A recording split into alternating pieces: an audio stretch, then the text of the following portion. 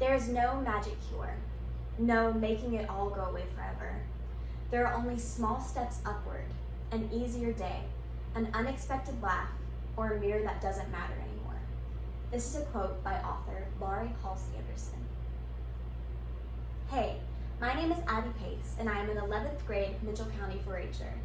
I have been a ballet-based dancer since I was only 4 years old, and throughout my time as a dancer, I've learned just how serious eating disorders are and how often they occur in ballerinas and dancers alike. Today, my goal is to educate you and help you all understand exactly why dancers often have an eating disorder.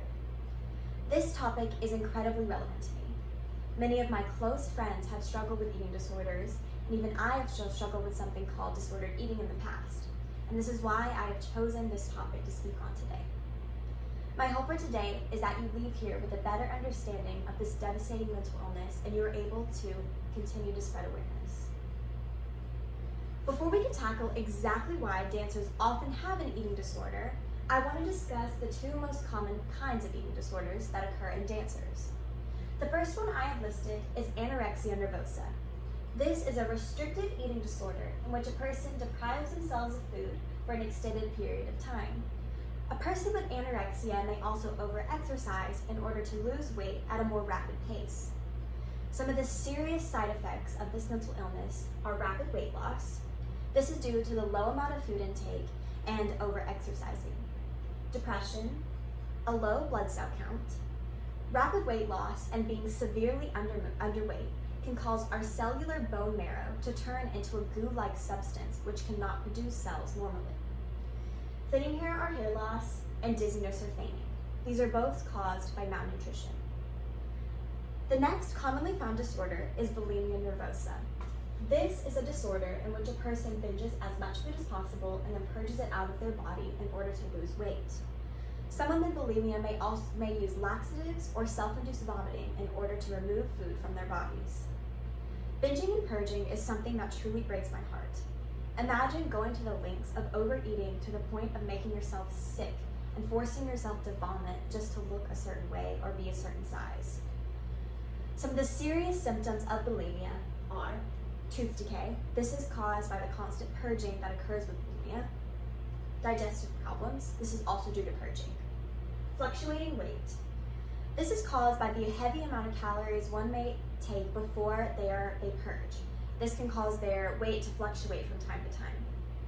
And a disrupt in mental and emotional health. This one also applies to all eating disorders because of how much emotional and mental stress one may go through. Now that you hopefully have a bit more of a grasp on the seriousness of eating disorders, let's move on to why dancers are so commonly affected. Dancers are taught from the beginning of their dance careers that they are to seek out perfection in everything they do. They are constantly striving to be perfect, and if a dancer feels that they need to be thinner to fit the mold of the perfect dancer, they may go to extreme lengths. This is when perfection becomes an obsession. At this stage, a dancer begins being obsessed with the idea of being solely perfect. These dancers may begin critiquing themselves, and this can lead to them becoming unhappy in their own skin and wanting to change it. This can result in some incredibly unhealthy thoughts, actions, and habits that may result in an eating disorder. A quote I found by doing research on this topic is by Rachel Parker, an ex-Birmingham Royal Ballet member. She states, "Ballet is always about aesthetic lines. And unfortunately, you associate this kind of thinness with beauty in the ballet world." This quote perfectly captures the point I am making. Dancers are taught to be perfect, and anything outside of what the ballet world would describe as such is unacceptable and will not get you a well-paying job. You must look a certain way and be a certain size if you'd like to be a successful professional dancer. Here's a fact. Dancers are 10 times more likely to develop an eating disorder than a non-dancer. This is unacceptable and can be changed if the dance world would simply become more aware of this issue and shift their focus and fight for a change. Although there is no way to completely end eating disorders in dancers, there are ways we can minimize them from occurring. If the dance world would simply shift their focus, I believe it would make a miraculous change. Here are some ways that I feel would make a huge impact on the dance world, and I've listed them right here. The first one is to become more accepting of different body types. The ideal body type for a dancer is long legs, short torso, small head, and incredibly thin. Not all dancers look like this. Many talented and beautiful dancers are turned down jobs every day because they do not fit the mold of the ideal dancer. I'm actually starting to see a bit more of an accepting glimpse in the dance world right now. I was watching the Grammys this past year, and on the stage there were dancers of all different shapes and sizes and colors, and it was such a beautiful thing to see, and it was so encouraging. The second one is to promote self-love, and something that goes hand in hand with this is to teach youth that it is okay to not be perfect. Dance teachers need to be telling the kids they are shaping and teaching into young dancers that if they are passionate about something, it doesn't matter what your shape or size is. I believe that more dance teachers should seek out training in childhood development so they do not instill these toxic thinking habits into the young kids that they are teaching. Here's another quote. Imagine if we obsessed about the things we loved about ourselves. This is by Dr. Maria Fatiado. This quote is a wonderful example of how dancers should be taught to think, but instead they are taught that they are not good enough unless they are perfect. What if in a dance class, a dance teacher focuses on an individual's strengths rather than their weaknesses? So if a dancer was a wonderful leaper or was so good at turns, let's compliment them on that and try and raise them up in that and raise the bar in that level instead of focusing on what they maybe aren't good at. The last one, and the one I believe to be most important, is to place passion over perfection. Perfection should never be placed before passion in dance or in anything else. If you are passionate about something, you should be able to pursue it. It shouldn't matter how you look or if you've reached perfection in that area. To finish off my speech, I would like to discuss treatment options for eating disorders for those seeking out help. Psychological therapy is a type of therapy where you visit a psychologist or other mental health professional on a regular basis. There are different subtypes to this therapy. Those include cognitive behavioral therapy.